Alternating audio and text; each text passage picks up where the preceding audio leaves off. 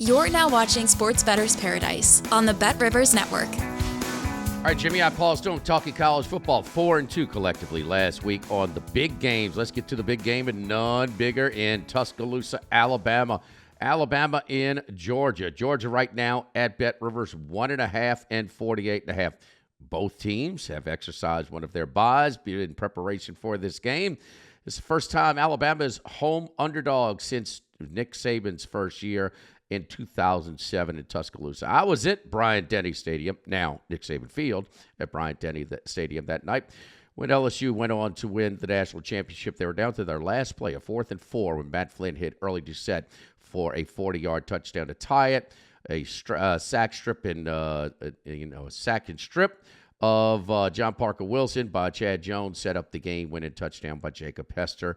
And the Tigers go on to beat Ohio State in the national championship game. Bama went to the Weed Eater Bowl in Shreveport, Louisiana that year.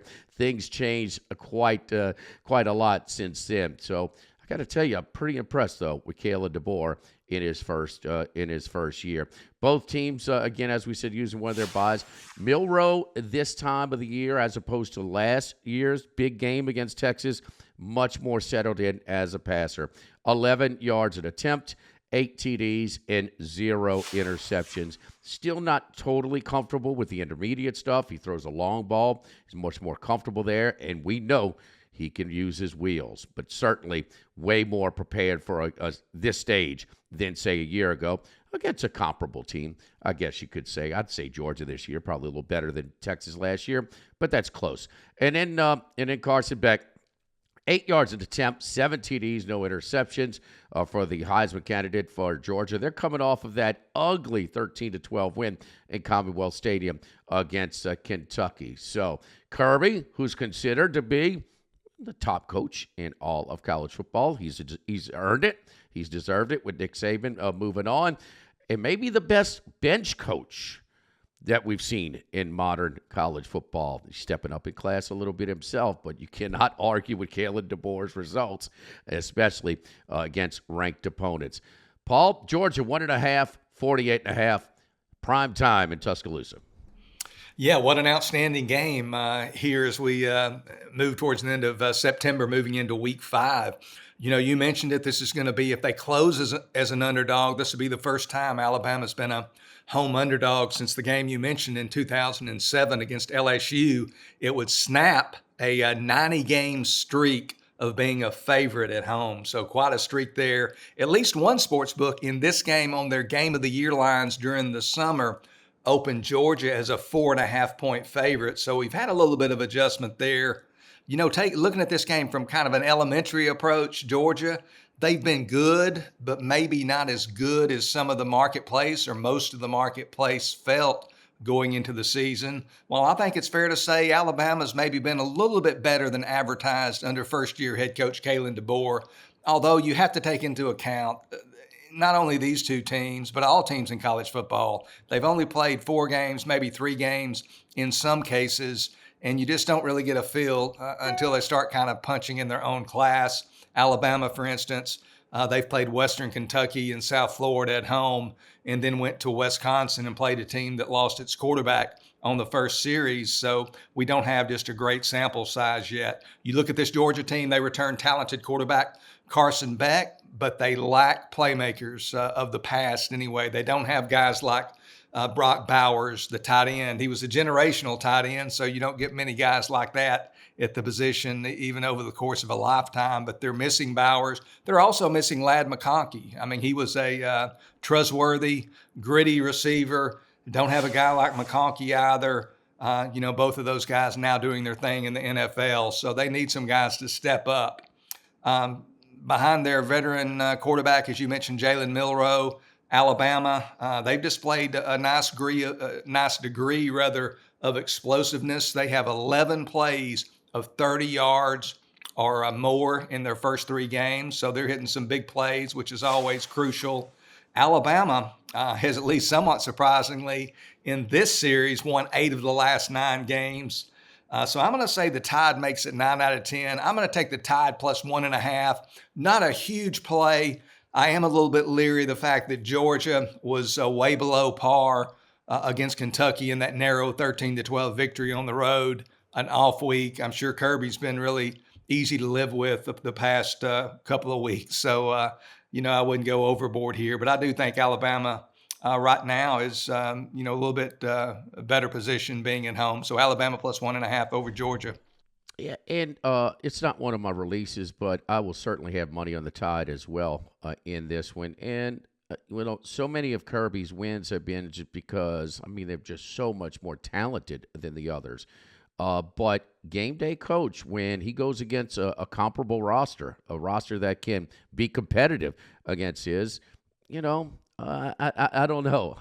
They certainly got off the hook at that national semifinal when Marvin Harrison Jr. went down with an injury. Ohio State, C.J. Stroud was going up and down the field on them. So Kalen DeBoer is, believe it or not, has a lot of Bama fans pleased at this point. That is hard to do, but I'll take him in this spot at home. This might not be the last time that they play, but we will see. I'm leaning toward Bama as well. Let's move on. Notre Dame and Louisville. Notre Dame 6.5 and 47.5. This was at 4.5 earlier, but midweek this jumps up to 6.5. Riley Leonard, man, we thought he was a dual threat quarterback. He's not. He's a runner. He is really struggling with his arms. Only 5.7 yards an attempt, 1 TD throwing, and 2 interceptions on the season. And also the eyeballs. He's given up on routes way too early. He's one look and run. And with a quarterback with as many starts as he has, he should be more settled in the pocket at that point. At some point, he's going to have to make some throws in the pocket. Leonard also, as a runner, though, 7 yards an attempt. He's averaging more yards an attempt as a runner than he is as a thrower, and 6 TDs compared to his only 1 with his arm. Louisville got off the hook against Georgia Tech. They were fortunate to cover. Paul, you had Georgia Tech last week, and I did as well. That was a tough loss. The scoop and score got Louisville back in the game to tie it up 7-7. They were outgained by the Yellow Jackets by 84 yards. Louisville fortunate to cover in that one, quite frankly. Now they go to Notre Dame. Paul, you kind of, this is what I'm thinking as well. Not one of my releases. This is yours, but you're looking at that total at 47. That might be a little high with this struggling Irish passing game.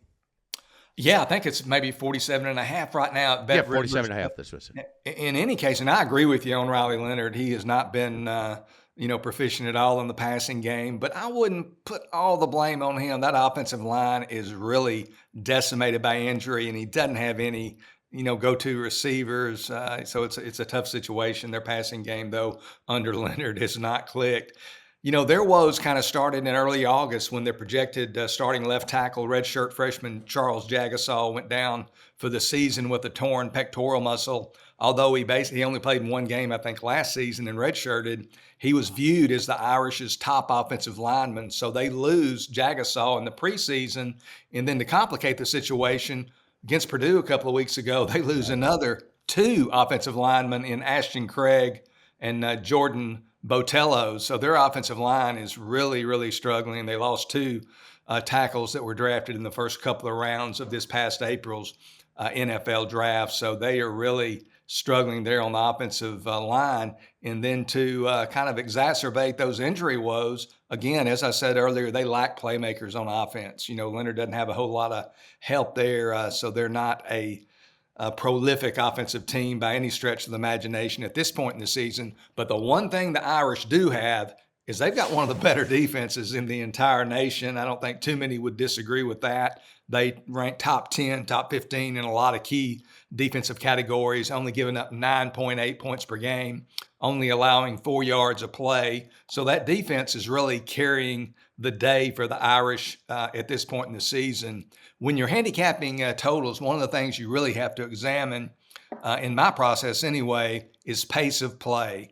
And probably the easiest metric to use is offensive plays per game. And they're both averaging a low number, especially Louisville at this early point in the season. The Cardinals only averaging 59 plays a game.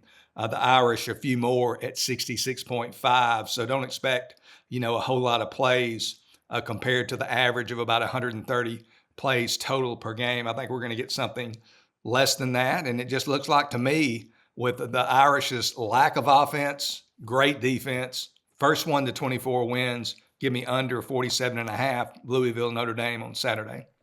All right. Yeah, if Notre Dame and Michigan still played, boy, that would be old school football. Huh? I mean, with the run-oriented teams. And I'm glad you filled in the blanks for me there. It is definitely not all Riley Leonard. And I was talking to a friend of ours and Tim Murray during the Notre Dame Purdue games. Man, we already lost 2 offensive linemen again, and that just catches up with you. So, I mean, no question about that. Notre Dame, Riley Leonard doing what he can to try and move the Irish. But I would like to see him at least try to throw the ball more in games like Purdue, where the game is completely out of it. Work on your weaknesses, sort of try and develop those. Let's move on. Penn State and Illinois. So a couple of undefeated teams, couple of ranked teams, and the Nittany Lions will be stepping up in class this week after beating West Virginia, Bowling Green, and Kent State. West Virginia was really bad against them, but it's more about stepping up in class of defense because West Virginia is outscoring people for their nice start to the season. Bowling Green has a good offense, with the Connor Bazelak and being competitive with a few teams there. And Kent State, boy, that's as bad as it gets in Division I. But it's about the Illinois, the Illini. They pull off the upset in Lincoln. Their second upset, they beat Kansas as well. 2 ranked opponents that they've knocked off already.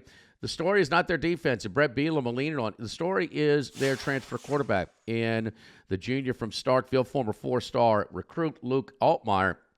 Altmaier's averaging over 8 yards an attempt, 10 TDs, and no interceptions. He has added a whole different dimension to this offense. He is a trusted, dependable arm. 4 TDs throwing against Nebraska on Friday night in that road victory. So he is really, really good. And about those transfer quarterbacks, some do it immediately, but a lot of them, if you get them for a second year, like Bielema has Altmaier in Champaign, that's a big deal. Penn State, you're talking about their offense as well, and Drew Aller, he might be one of the most improved quarterbacks in all the country. Again, they'll step up in class as far as the defense that they face this week, but 12 and a half yards an attempt, 8 TDs, and just 1 interception.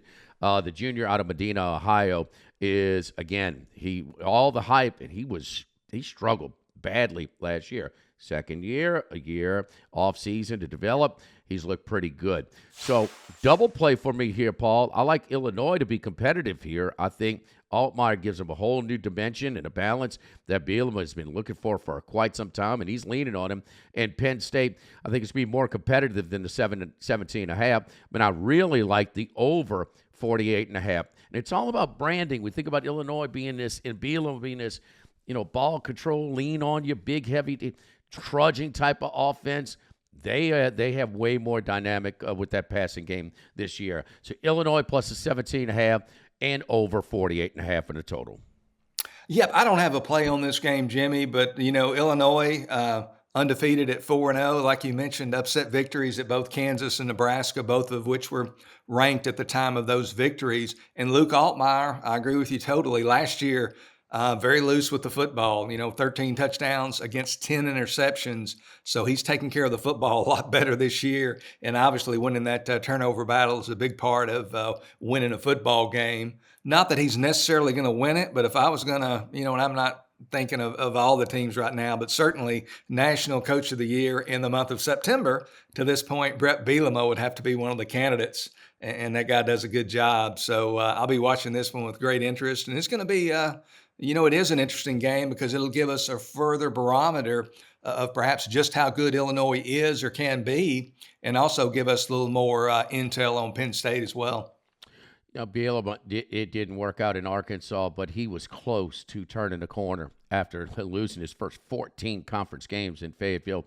We know what he did with Wisconsin, raising them a level, and he's a good football coach. And they know how to block and tackle first, but rarely is he going to lose with the superior personnel. And, he's made a habit of beating some teams with inferior personnel. So I think that's going to be a real interesting game in Happy Valley on Saturday. Penn State in Illinois. Let's look to our fourth game of the week, high profile game, and that's in the Big 12. Kansas State and Oklahoma State. It's a rematch of where Oklahoma State kind of turned their season around on a Friday night upset win at home in Stillwater against Kansas State. What is wrong with the Oklahoma State running game, specifically Ollie Gordon? This is the game where he kind of got things going. 64 yards a game. They lose, and we're not even competitive at home against Utah. Cameron Rising did not play. And, man, that is staggering because Ollie Gordon comes back. All 5 offensive linemen returning. That's a big advantage in college football when you get all of your linemen with that many starts, all of them coming back intact. K-State, on the other hand, they started off, settled for a couple of field goals, up 6-0, and then the roof caved in. What could have gone wrong did go wrong in Provo. You had a fumble return for a touchdown. You have a 90-yard punt return for a touchdown. Even you think the altitude affected the visiting Kansas State Wildcats. The punt returner for BYU's throwing up on the sidelines because of the altitude after the 90-yard return. So if it's affected the home team, what's it doing to the visitors? BYU wins that one in a rout with only 241 total yards. So maybe a little misleading with all of the circumstances in Provo. I'm on Kansas State to bounce back against Oklahoma State. This thing's just not going to get fixed. I don't know if it's NIL money, got him a little fat and happy, whatever it was. But until this Oklahoma State running game gets going, I'm not banking on it. Keep in mind, they should have lost to Arkansas when they were outgained by basically 250 yards at home. I'm on K-State minus a 5.5. Paul, I think you like them too. I do. I like Kansas State in this spot. I think Oklahoma State, they've got to be one of the, as you kind of explained, they've got to be one of the bigger head scratchers in all of college football this year. And you might have, hit the nail on the head, so to speak. It could be NIL. It's just amazing that with all the experience, just you mentioned the offensive line and Ollie Gordon, this is one of the most overall experienced teams returning in all of college football. I really thought they would challenge for supremacy in a very balanced Big 12, but now I certainly don't hold that opinion. Both, as you mentioned, open the Big 12 campaign with losses, so the stakes are going to be high on Saturday in Manhattan. Oklahoma State loses to Utah, as you mentioned, 22-19 in Stillwater. Score a little bit misleading. The Cowboys struggled offensively most of the game, played from behind throughout the game, scored a couple of touchdowns in the final 6 minutes to account for the final margin. Kansas State, on the other hand, this is a team that under Chris Kleiman currently, and prior to that under Bill Snyder, they were liable to beat you in a variety of ways. They would score a defensive touchdown. They would beat you in the kicking game. They would win the turnover battle. And all those things bit them in Provo this past weekend. They're plagued by 3 turnovers. As you mentioned, 1 results in a defensive touchdown.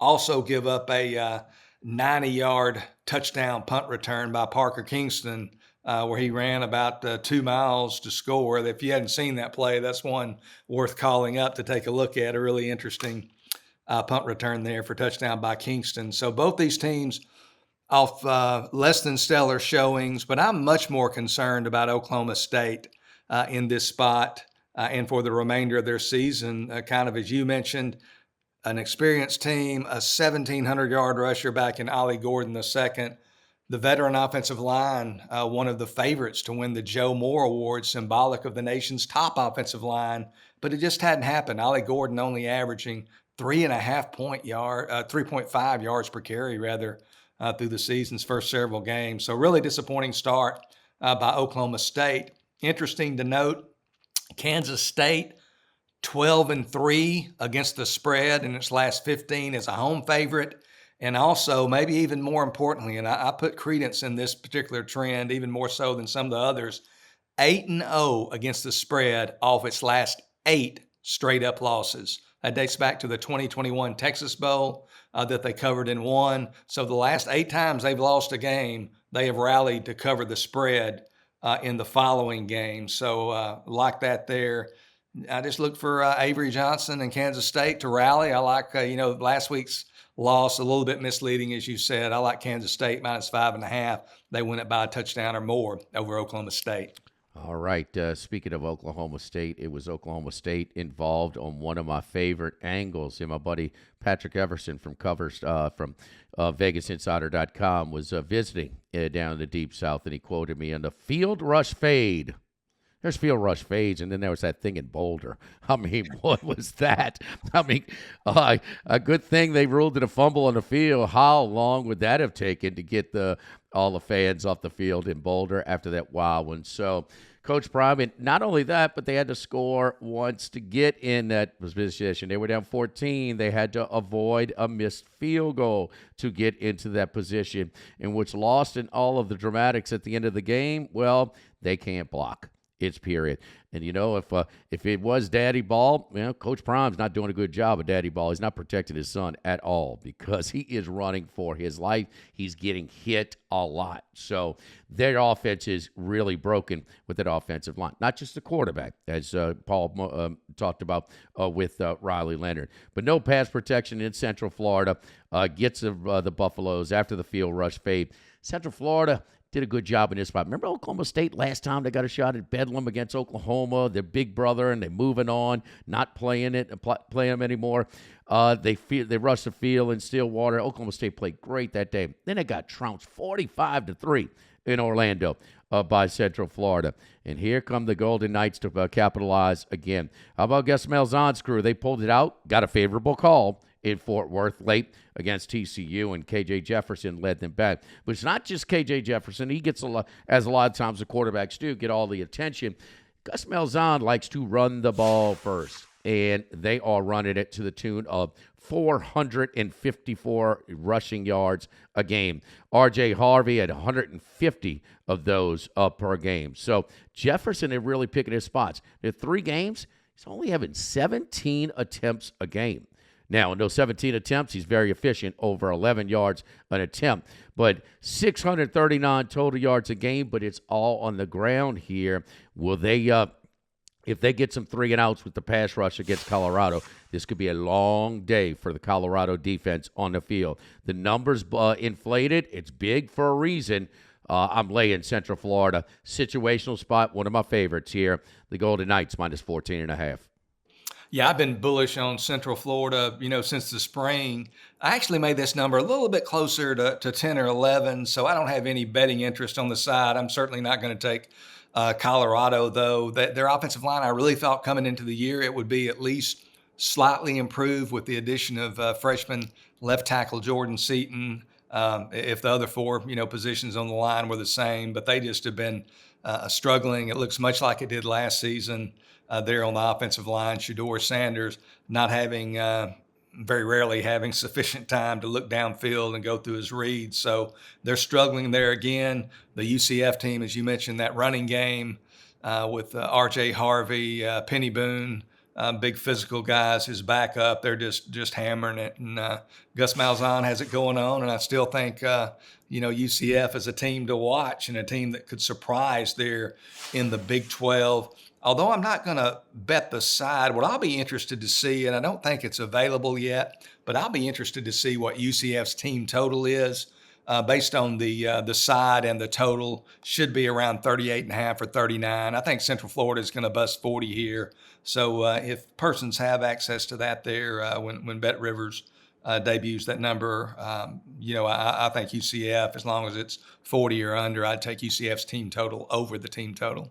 All right. So, with our eyeballs and with the data points, we try and provide you what some people just like picks. Some people do their own handicapping information and angles is what we're trying to help you out in. So as far as picks, analysis, information, angles, we got it for you here in the high-profile games. The games that most of you are betting this week. We do it once a week right here on Sports Bettor's Paradise. For Paul Stone, I'm Jimmy Ott here on the Sports Bettor's Paradise on the Bet Rivers Network.